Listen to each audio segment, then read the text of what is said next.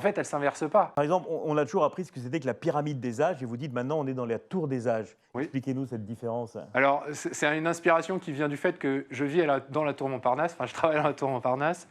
Non, mais plus sérieusement, on nous a appris qu'effectivement, dans les années 80-90 à l'école, sur les bancs de l'école, qu'on parlait beaucoup de pyramide des âges, Ouais. qu'il fallait faire beaucoup de bébés pour assurer la croissance du pays.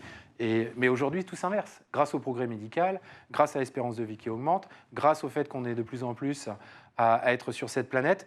Et la pyramide, on dit souvent qu'elle s'inverse. Mais en fait, elle ne s'inverse pas.